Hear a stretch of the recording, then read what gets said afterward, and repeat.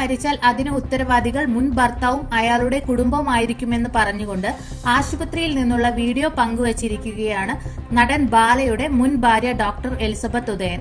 മൂക്കിൽ ട്യൂബ് ഘടിപ്പിച്ച നിലയിൽ ഫേസ്ബുക്കിലാണ് എലിസബത്ത് ഈ വീഡിയോ പങ്കുവച്ചിരിക്കുന്നത്. ഒരു പെണ്ണ് കരഞ്ഞു പറഞ്ഞിട്ടും നിങ്ങൾക്കൊന്നും കേൾക്കാൻ പറ്റുന്നില്ലെങ്കിൽ ഞാൻ മരിച്ചാലും ഇവിടുത്തെ സിസ്റ്റം മാറുമോ എന്ന് നോക്കാം എന്നും വീഡിയോയിൽ എലിസബത്ത് പറയുന്നുണ്ട്. സ്ത്രീകൾ പരാതി നൽകിയാൽ നീതി ലഭിക്കുമെന്ന് കേട്ടിട്ടുണ്ടെങ്കിലും എന്റെ കാര്യത്തിൽ അത് നടന്നിട്ടില്ല. സോഷ്യൽ മീഡിയയിലൂടെ എല്ലാം പറയുകയും മുഖ്യമന്ത്രിയുടെ അടുത്തുവരെ പരാതി കൊടുക്കുകയും ചെയ്തു. കാശുള്ളവനും വലിയ നിലയിലുള്ള ആൾക്കാർക്കുമാണ് നീതി ലഭിക്കുകയുള്ളൂ എന്ന് മനസ്സിലായി. എനിക്ക് എന്തെങ്കിലും സംഭവിക്കുകയാണെങ്കിൽ അതിന്റെ പൂർണ്ണ ഉത്തരവാദിത്വം ആ വ്യക്തിക്കാണ്. വിവാഹം നടന്നിട്ടില്ലെന്നാണ് അയാൾ പറയുന്നത്. പിന്നെ എന്തിനാണ് ഭാര്യ എന്ന് പറഞ്ഞ് അഭിമുഖങ്ങളിലും സ്റ്റേജ് ഷോകളിലും പങ്കെടുപ്പിച്ചതെന്ന് അറിയില്ല. എനിക്ക് പല കാര്യങ്ങളും സഹിക്കാൻ പറ്റുന്നുണ്ടായില്ല. തുടരെ പല ഭീഷണി വീഡിയോ കോളുകളും കൗണ്ടർ കേസുകളും. കല്യാണം നടന്നിട്ടില്ലെന്നാണ് പറയുന്നത്. ഫംഗ്ഷൻ ഒന്നും നടന്നിട്ടില്ല. എല്ലാം ഇമാജിനേഷൻ എന്നാണ് അവർ പറയുന്നത്. പിന്നെ എന്തിനാണ് ആൾക്കാരുടെ മുന്നിൽ വെച്ച് ഭാര്യയാണെന്നും അഭിമുഖങ്ങളിലും സ്റ്റേജ് ഷോകളിലുമൊക്കെ നടത്തിയതെന്ന് എനിക്കറിയില്ല. സ്ത്രീകൾക്കാണ് നീതി കിട്ടുക എന്ന് എപ്പോഴും പറയും. പക്ഷെ കാശുണ്ടോ, ആരാണോ വലുത് എന്നൊക്കെ നോക്കിയാണ് നീതി കിട്ടുന്നതെന്നാണ് എനിക്ക് തോന്നുന്നത്.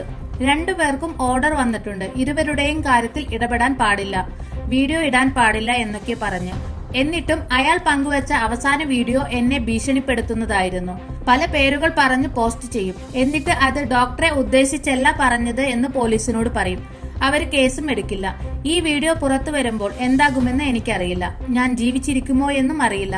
പറയാണ്ട് ചത്തു കഴിഞ്ഞാൽ കാര്യമില്ലല്ലോ. ആ കല്യാണക്കുറി ഭാര്യയാണെന്ന് പറഞ്ഞു കൊണ്ടു നടന്നതും നിങ്ങളെയും കൂടി പറ്റിക്കുന്നതായിരുന്നില്ലേ?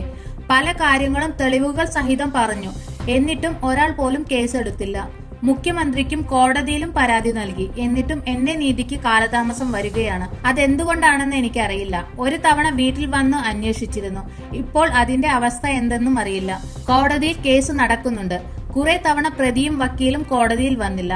ഒടുവിലത്തെ തവണ വക്കീൽ കോടതിയിൽ വന്നപ്പോൾ അയാൾ പണമില്ലാത്ത ആളാണെന്നാണ് കൗണ്ടർ പെറ്റീഷനിൽ കൊടുത്തിരിക്കുന്നത്. 250 കോടി ഉണ്ടെന്ന് പറയുന്ന ആളാണ്.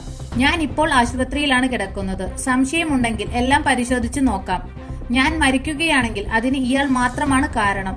എന്നെ ചീറ്റ് ചെയ്തു, ശാരീരികമായി ഉപദ്രവിച്ചു, മീഡിയയിലൂടെ അപകീർത്തിപ്പെടുത്തി. അയാൾ മാത്രമല്ല, അയാളുടെ കുടുംബം മുഴുവൻ. നീതിക്കു വേണ്ടി പോരാടി എനിക്ക് മതിയായി.